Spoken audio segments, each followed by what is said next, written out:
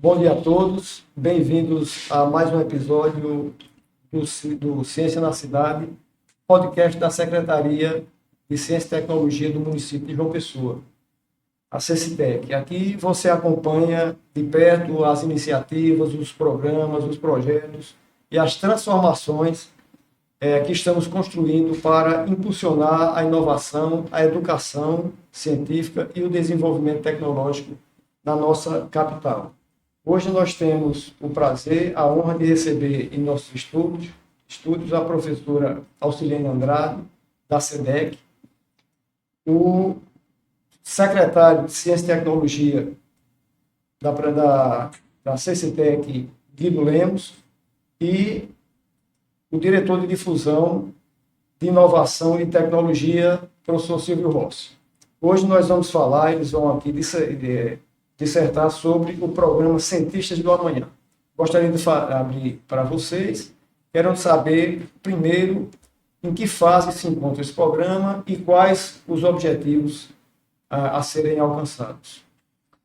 Eu vou começar, depois passo para a Auxiliane e Silvio. É o seguinte, 3, 4 anos atrás, né, nós começamos, assim, de certa forma, provocar a Secretaria de Educação, estimulando, né, a olhar para os alunos que têm talento para a ciência. Tá? Então, a SEDEC fez um trabalho excelente de criar uma infraestrutura de laboratórios de ciências, de robótica, sala maker, laboratórios de informática, equipamentos de informática para professores e estudantes. E nós começamos a estimular primeiro com o Code, né, um foco na programação. Eles têm um trabalho muito forte em robótica. E, junto com o Silvio aqui, a gente começou a pensar no seguinte: bom, temos uma infraestrutura, temos os talentos em nossas escolas, tanto nos alunos como nos professores. E por que João Pessoa não conquista as Olimpíadas Brasileiras de Conhecimento? Não conquista Olimpíadas Internacionais? Tá? Então, começamos a trabalhar na profissionalização disso, assim, de como é que a gente cria condições para que os nossos atletas de Olimpíadas de Conhecimento tenham um bom desempenho, cheguem nas Olimpíadas disputando de igual para igual com os atletas de outras cidades, de outros estados. Né? Então, não é uma coisa... fazendo um paralelo com o esporte, você precisa treinar, você precisa de um treinador, você precisa de uma estrutura. E você precisa das competições locais. Tá? Então, começamos, né, olhando, bom, o que a gente já tem aqui em João Pessoa e na Paraíba. Então, basicamente, a gente tinha a Olimpíada e principalmente com o recorte de ensino fundamental, que é a prefeitura, óbvio, que a gente estimula, também pega ensino médio, pega tudo, mas o nosso foco é fortalecer as Olimpíadas que têm oportunidade para os alunos do ensino fundamental. Então, começamos um trabalho de verificar o que é que existia, o que é que já acontecia em termos de Olimpíadas de Conhecimento em João Pessoa e na Paraíba, e começamos a conhecer as pessoas, quem era que organizava isso, muitas vezes no trabalho voluntário, e começamos a pensar aqui, como é que a gente pode ajudar essas pessoas que organizam, de um lado, e do outro lado, trabalhando em parceria com a SEDEC, como é que a gente sai de alguns poucos alunos que participavam naquela época para centenas aí, milhares, já tem mais de 1.000 alunos medalhistas, né, considerando esporte e cultura também, mas e aí é um pouco desse registro que a gente quer fazer aqui, como é que foi essa história. Do nosso lado, a minha visão foi isso, temos um problema, é importante a gente, para a autoestima dos nossos estudantes, para a autoestima da cidade, uma cidade que tem campeões brasileiros de matemática, de história, ciências, de astronomia, né, lançamento de foguetes, isso precisa ser divulgado, a cidade tem que saber, né, que a gente tem esses talentos e que a gente está disputando e está participando e eventualmente, né, vencendo algumas dessas competições. Então, a gente começou desde de lá tentar organizar o apoio a quem organiza e a quem participa. E aí, né, eu vou passar para a Silene contar um pouco do lado da Secretaria de Educação, como foi esse processo e esse desafio que vocês, né, compraram aí. Então, eu acho que os resultados são excelentes. As histórias vão convergindo, né? Na secretaria, a gente chega em 2021, também iniciamos esse mapeamento, né? Quem eram os professores que já se lançavam, né, nas Olimpíadas, né? Então, a gente foi mapeando muito fortemente a Olimpíada Brasileira de Matemática, mas cada um no seu quadrado, cada um sem dialogar com o outro, né? Nós tínhamos uma experiência muito localizada na Olimpíada Nacional de História, com a professora Luciana Varejão, né, que desembolsava do próprio salário para escrever os estudantes, e também uma experiência localizada na Jornada de Foguetes, na Mostra de Foguetes. Também numa escola lá do bairro do bairro do Novais, Cruz das Armas, que está ali localizada naquele território, né? Então, eram muitas iniciativas incipientes, mas que eram iniciativas dos próprios professores, não tinha algo orgânico, nem fomentado pela Secretaria de Educação, né? Então, a Secretaria de Educação, ela reestrutura o seu organograma, coloca dentro do Departamento de Programas Integradores uma seção de Jogos e Olimpíadas, e a partir daí a gente foi também motivando, incentivando os professores, fazendo um mapeamento de tudo que é a Olimpíada que tem, do ponto de vista de nível nacional, estadual, né, pessoense. Lembro muito bem dos primeiros diálogos com a UFPB, para que a gente pudesse estar participando das Olimpíadas organizadas pela UFPB, de modo que a gente vem numa crescente, né? Hoje, como o professor Guido fala, a gente já tem realmente, né, medalhistas de Olimpíadas nacionais, né? E dizer que também só foi possível, né? Às vezes a fase final é a mais difícil, não é a mais difícil do ponto de vista do conhecimento para os alunos, mas é a mais difícil de receber as condições de chegar até a FIPAL, porque depende de outras situações, como passagem, hospedagem, né? Essa motivação e esse apoio que o órgão gestor precisa estar junto das escolas, né? E aí é nesse sentido que a gente vem avançando muito, né? A nossa participação hoje na Jornada de Foguetes é uma jornada que prioritariamente só tem escolas privadas, né? São pouquíssimas as escolas públicas que participam, e hoje João Pessoa já está bem vista, né, dentro da Jornada de Foguetes, que acontece em Barra do Piraí, no Rio de Janeiro, né, por ser uma cidade que leva um número considerável de estudantes para participar. Do mesmo modo, a gente tem também outras Olimpíadas, como é a OMO, né, que tem já alunos participando, a Olimpíada de Matemática da Unicamp, que também tem um diferencial do ponto de vista do adensamento teórico que requisita desses alunos. Então, a gente pode dizer que isso a gente está falando do ponto de vista das áreas de conhecimento, mas como o professor Guido coloca, né, também nós temos a dimensão, né, o outro braço do esporte, da cultura, né, que também é importante e que a gente vem realmente se destacando, né? Tanto que esse ano nós já temos mais de 1.100 medalhistas, considerando as medalhas de ouro, de prata e de bronze, né? E assim, é incrível ver crianças, né, de 9 anos já se destacando no meio nacional, né? Da Olimpíada de Educação Financeira.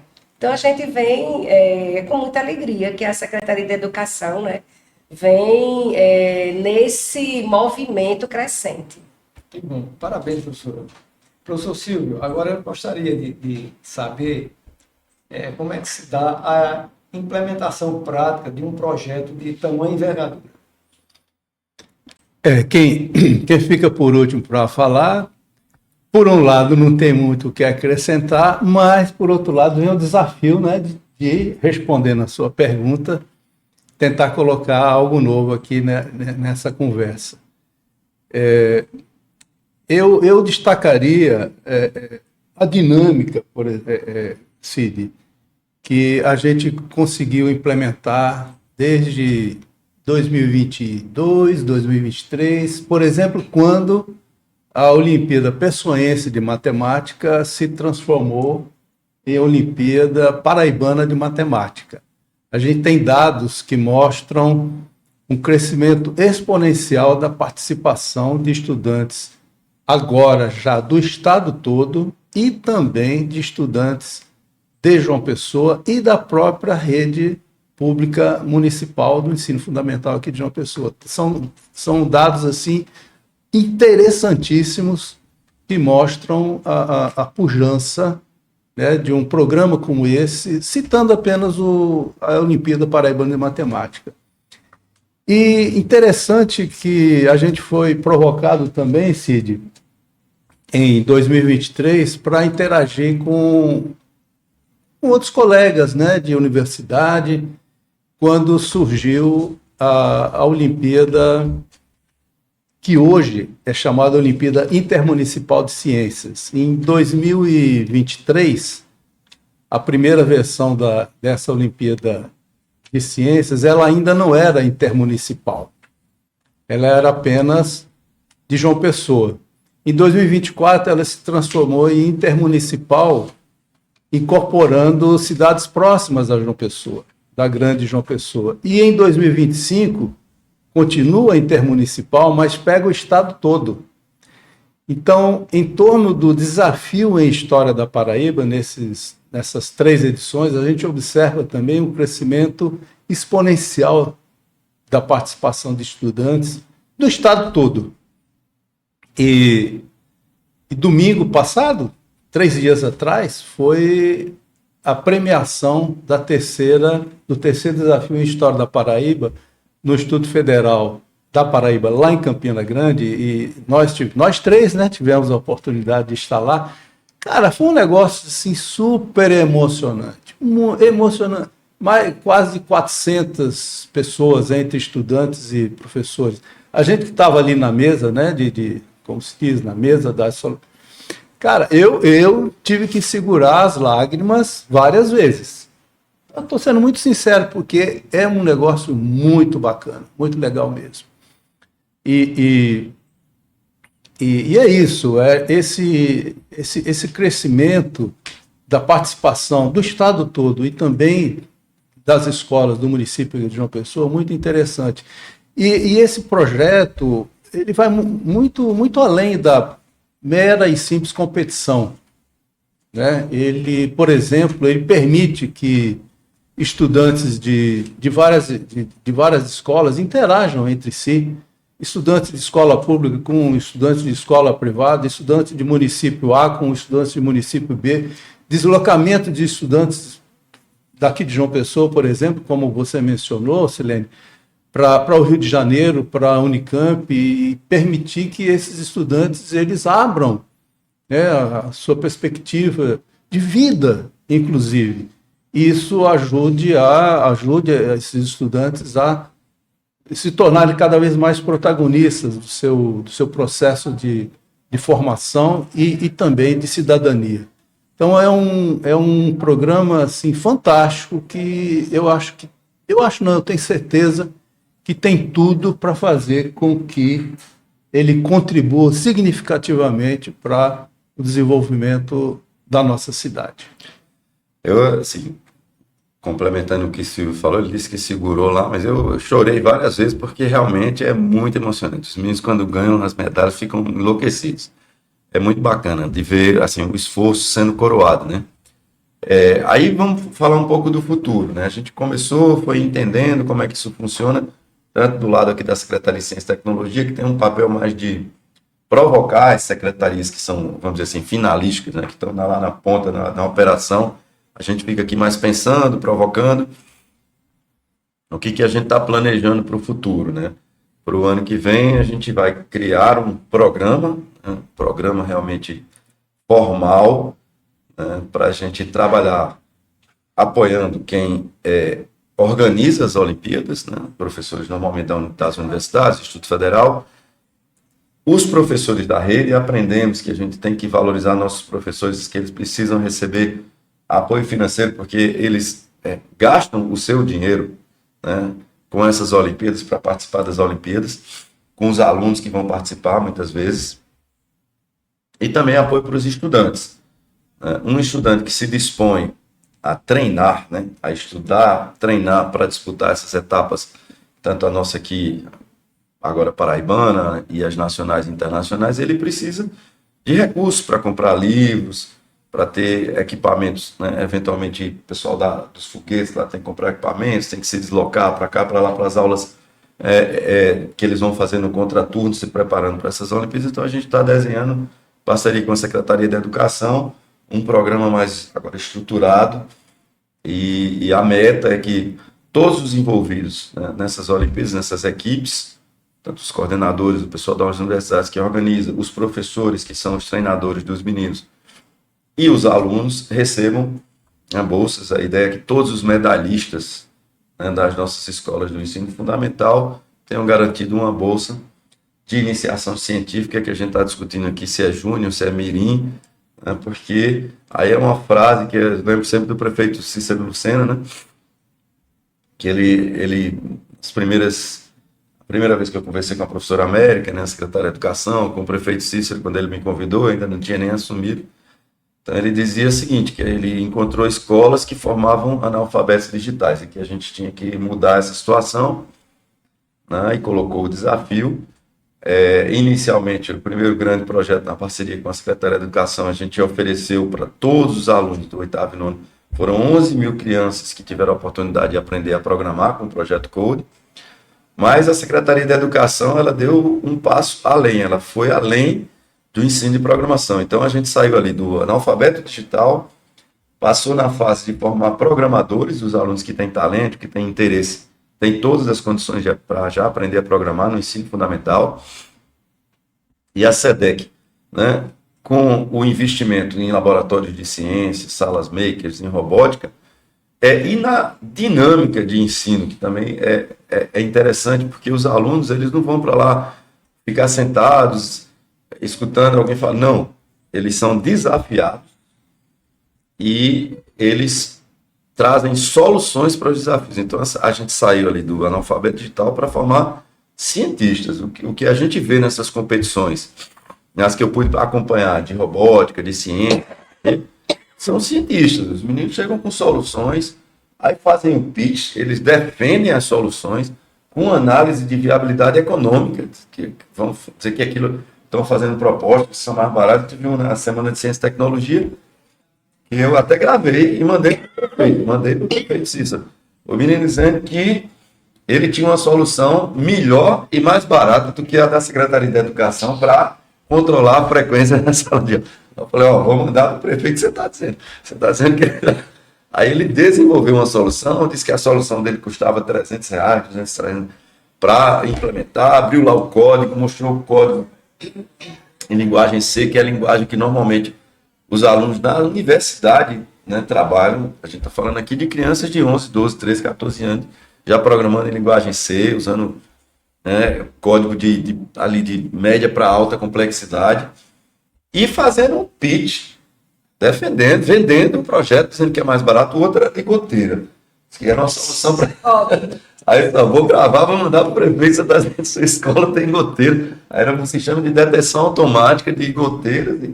Então, assim, não é um programador, entendeu? É um cientista. Então, parabéns à Secretaria da Educação pela forma como conduziu e o estado que a gente chegou hoje. A gente está formando os meninos realmente. E aí, nesse programa, a ideia é que a gente institua aqui, né, bolsas de iniciação científica para que eles realmente, formalmente, tenham o título, né? Assim, o respaldo, né? Respaldo, como é que eu diria? É o título, eles são cientistas, né? De fato, eles já são cientistas mirins, vão receber uma bolsa por isso, vão receber, né, uma coisa formal, vão colocar nos seus currículos, que foram cientistas, né, na escola de ensino fundamental. Então, é realmente muito bacana isso que está acontecendo. E quem sabe, numa perspectiva futura, né, também participar dessas Olimpíadas, né, de iniciativas como essa, como o Code, e os clubes que eles participam, né, precisa também, que é uma coisa que a gente também está pensando na Secretaria de Educação, e precisa constar no currículo, né, desse estudante, né? Isso não pode se perder da vida escolar, né, do estudante. Isso é importante também. Né? Uma coisa, assim, tive uma dessas, na competição da Lego, né, a Lego League lá de robótica, eu até falei para a professora América, falei para o prefeito, eles estão esperando, a gente tem até que fazer isso. Os meninos apresentaram uma solução, né, para resfriamento de água do mar, que dá uma patente. Então temos que escrever essa patente. Então a gente está chegando nesse nível de crianças de 9, 10, 11, 12 anos, desenvolvendo soluções que, na minha avaliação, cabe um registro de patente, um pedido de registro de patente. Então, o efeito é realmente muito impressionante, né? Em pouco tempo da gestão aí, prefeito Cícero, prefeito Léo, a equipe da SEDEC, que é a professora América, Luciana Alcilene participa, mas tem uma tropa de elite ali, a turma realmente trabalha com muita competência e muito empenho, e o resultado é impressionante. A gente tem um problema, né, que as pessoas eventualmente não entram nas escolas, então a população ela só percebe esse trabalho de forma indireta, através dos seus filhos que estão, né, assim, quem tiver oportunidade em algum evento que a SEDEC faça, que é aberto, de visitar as escolas, vai ver o ambiente assim, não deve nada ao ensino privado, e eu diria que é melhor do que a maioria das escolas privadas, né, o que está sendo oferecido pela rede pública de João Pessoa. E um incentivo adicional, né, que essa moçada começa a ter, é que algumas instituições de ensino superior brasileiras, elas já estão criando vagas específicas para medalhistas. A Unicamp, por exemplo, já tem lá uma cota de vagas. Aqui a UIFPB, a UEPB, parece que a UFPB também está começando a trabalhar essa questão lá, e acredito que vai acabar oferecendo vagas também para medalhistas. A curto prazo, para os estudantes que estão concluindo o ensino médio, maravilha. Mas espera aí, os que estão no fundamental, vão começando desde já, vão participando como um dos estudantes, né, da rede municipal aqui, que dentre aqueles que foram para a Unicamp, não, eu não fui medalhista, mas eu vou tentar o próximo ano, vou tentar o seguinte, porque eu quero uma dessas vagas. Olha que legal, tem esse incentivo também. Tá.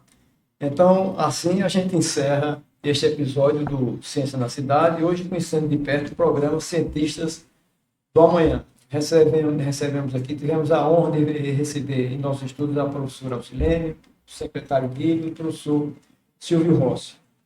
Até uma próxima oportunidade. Agradeço a todos que nos acompanharam até agora. Obrigada. Obrigado.